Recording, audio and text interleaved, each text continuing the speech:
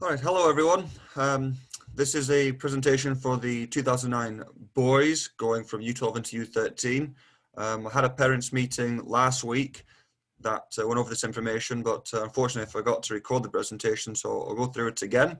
And if you have any questions after viewing the presentation, just contact me and I'm happy to answer any questions that you might have. Like I said.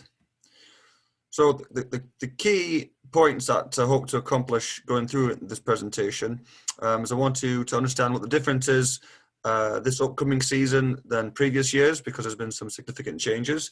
A big one is how teams will be formed for the U13 season and what you can expect from Cliff Avenue during the boys U13 season.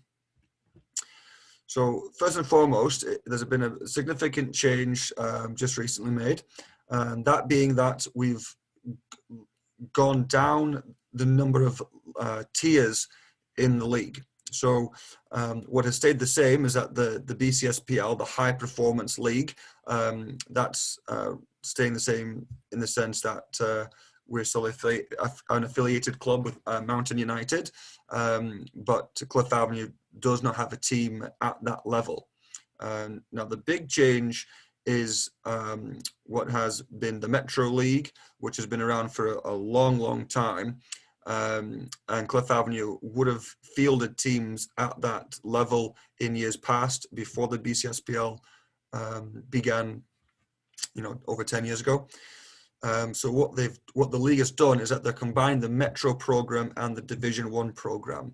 So now Cliff Avenue going forward at U13 and every year after, so 09s, 2010s, 2011s, Cliff Avenue will be able to field a team at the second highest level in the Lower Mainland, which is just fantastic news, because typically we promote players, which are very happy to do so, but now there's no reason for players to leave the club if they are not playing at the BCSPL level. So then, and then obviously Division 2 and Division 3. So, which obviously in the past have also been referred to Gold, Silver, Bronze, and the Metro League. But that's the big news going into next season, is that the Metro League is coming back to Cliff Avenue, but will be referred to as the Division 1 program. To put that into context, typically our U12 Division 1 teams would just disband because they would move on to play at the BCSPL level, or they would go play at the Metro level, being at Burnaby District or another Metro program, because we at Cliff Avenue did not have that level of programming offered at the club. So what would happen is that our Division 2 teams at U12 would be promoted to represent the club at the Division 1 level, because they would be the highest end of players that we'd have at the club. And again, just to put this into context, well, that at U13 we're going from 8v8 to 11v11, so we do carry more players on a roster. At U12s it's 11, 12 or 13 players, and then at U13 and above, approximately 16 players, be it 15, 16, 17, it may be even 18, but, give or take 16 players. But again, there's no need for players to move on if they're not playing at the BSSPL level, because Cliff Avenue is going to be able to field Metro programming. And this is the big question that I know that a lot of people, a lot of players are wondering, is well, how are we going to make these teams? Because current restrictions, prevent us from having evaluations the way we traditionally have them. This time of year, certainly before spring break, we would have our U11, U12, and U13 teams set for the fall season. And things might change where we can start playing contact soccer again. So we might be able to have some evaluations, but we're not going to use 2 or 3 looks at players after there being so many months of no contact to make a decision on who will be Division 1, 2 or 3 for the fall season. So in addition to coaches' feedback, volunteer coaches' feedback from this last season, and staff coach feedback from the academy programs, what we're going to do is we're going to use the spring soccer program as a means to finalize a U13 roster. So what we envision happening is that these restrictions that we're currently under will be lessened in some capacity by April. And again, like, it's anyone's guess on how far those restrictions will be lifted. But like, if things stay the same, they stay the same. But what we do expect them to do is, like, either you can have contact training and therefore scrimmages within your own team. Therefore, you can have evaluations when there's actually players engaged in playing small set of games. It might be a case of we can play games within our own club. Maybe we can play games within our own city. I do think it's probably a step too far that, come April 1st, that they'll say that you're right. Teams can cross borders and play other clubs on that front. So I do feel that more than likely we'll be playing within Burnaby, which again will give us an opportunity to see which players should be representing the club at the Metro level, now referred to as Division 1, Division 2 and Division 3. Some things that do happen at U13 is that we still have the academy programs. The girls will continue to be on a Saturday, but the boys will move to a Friday night.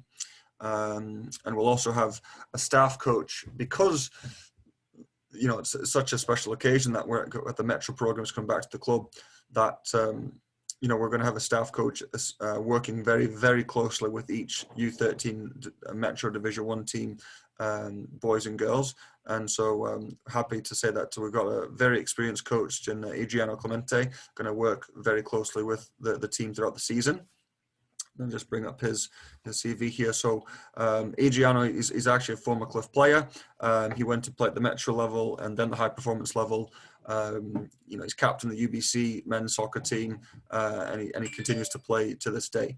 So, and again, something that I want to highlight about Adriano is that he was the type of player that he didn't make a high performance team right out of the blocks. But certainly through hard work, and every player continues to develop at different rates, that eventually he did play for Mountain and obviously played at a very high standard at the UBC at the collegiate level. So I think it's pretty inspiring for players to be around that and see someone and look up to someone that again, like, wasn't on the top team in his age group since day one, but through his development he was able to get to a very high level. And so again, his coaching experience, he's been coaching with Cliff Avenue at the junior academy levels. He's been coaching at Vancouver United FC at the older age groups, and he's also currently working with one of the older groups at Mountain. So brings a wealth of experience, to this team and to this age group starting next season. So how he will work with the team, he'll work with the team on a weekly basis, and attend games as well. But we'll also have a volunteer coach working with the team. But certainly Adriano will be taking the lead with the team and working closely with a volunteer coach just for those occasions, perhaps, that he won't be able to make it due to life happening. Things happen, as everyone knows, that maybe whatever, sick or out working or anything like that, then we need to make sure that we do have a coach that's be available for a practice or a game. So we'll also have a volunteer coach working closely with Adriano next season. So typically this is where I opened up the presentation to any questions that were for those 20 plus people that attended the meeting last week. But again, I'm afraid I forgot to record this presentation, so I'm just doing it over again for those that weren't attending the presentation. So if you do have any questions, please feel free to connect with me, drop me an email, give me a call, and I'm happy to discuss how things will look for next season. All right, thanks everyone, take care, and we'll chat to you soon. Bye-bye.